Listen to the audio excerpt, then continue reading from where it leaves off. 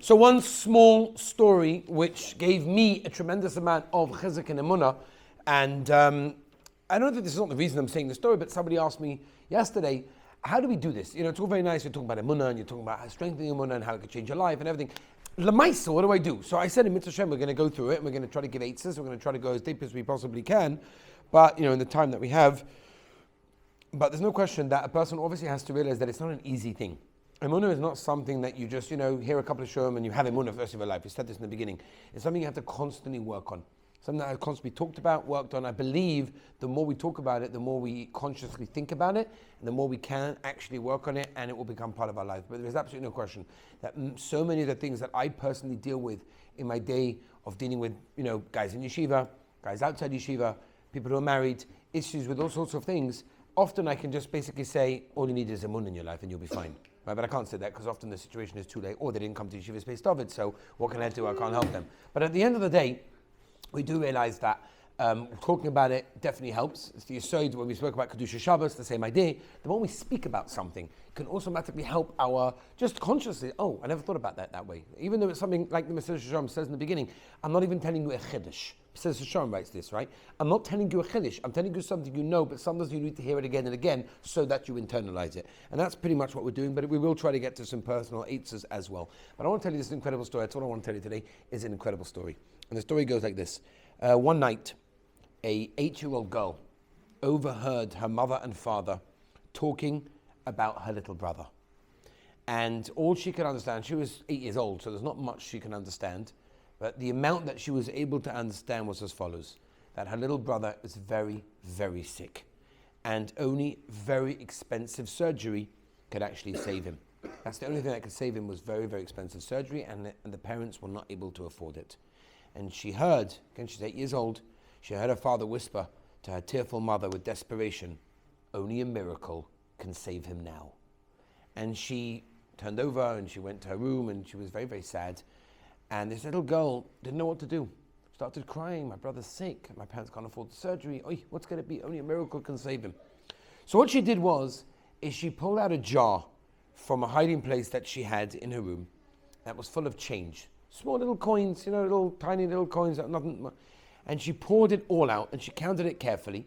And then she put all the coins in her pocket. She slipped out of the back door and she made her way to the local drugstore, to the pharmacy. And she waited patiently online to her turn.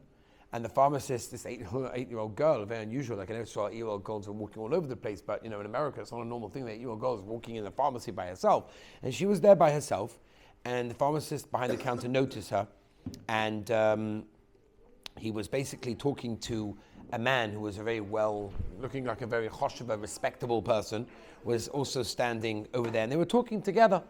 And she realized that she wanted to get his attention. Like, he looked at her, but he was talking to this well-respected person. So she, I'm here kind of thing. Could you serve me? I know you're talking to this guy, looks very choshev, he's probably got a lot of money, but like, hello, could you serve me? And there was no response. So finally, she took the coins from her pocket, started banging them on the counter to get her attention. She's an 8-year-old girl after all, right? So he stopped talking to the man. He said, just excuse me for a second, I'll just deal with this little girl. Little girl, what would you like? What do you need? So she says, listen, I need to talk to you about my brother. He's very, very sick, and I need to buy a miracle. That's what I'm here for. So he said, I beg your pardon, what are you talking about? He said, no, my brother, I overheard my parents saying that he has a terrible illness. He's got something growing in his head or something, I don't know all the names. And I heard my father saying that the only thing that can actually save him is a miracle. He needs an operation, my parents can't afford it, and I'd like to use my money to buy him a miracle. So how much does a miracle cost? So the guy smiled at this sweet little 8-year-old girl and said, we don't sell miracles over here. I can't really help you. Now, she didn't take no for an answer. This is her brother, her little brother who she loves dearly. She said, listen here, I have the money. If it's not enough money, I'll get you more money. Just tell me how much it costs.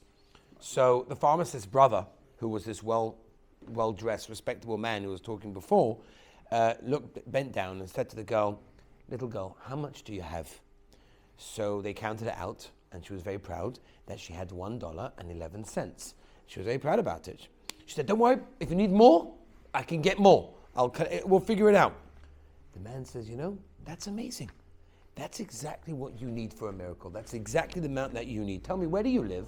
So she told him the address. He said, I want to see your brother. I'd like to see him. I think I might have the miracle that he needs. This well-dressed man was one of the most world-famous neurologists. He was one of the biggest professors in the world. He happened to be in the pharmacy talking to his brother who owned the pharmacy. And when he overheard this, his heart went out to this girl. And for free of charge, he actually performed the surgery for this little girl's brother. Now, it's a beautiful story, but we have to remember, what does this apply to us? This little girl is an 8-year-old girl. She had so much trust that she knew what to do. She just needed to buy it. She had enough money. Often children have a certain simple emunah pshuta, right? They don't have all the complications of life. They haven't gone out to see so much. So that is emunah pshuta.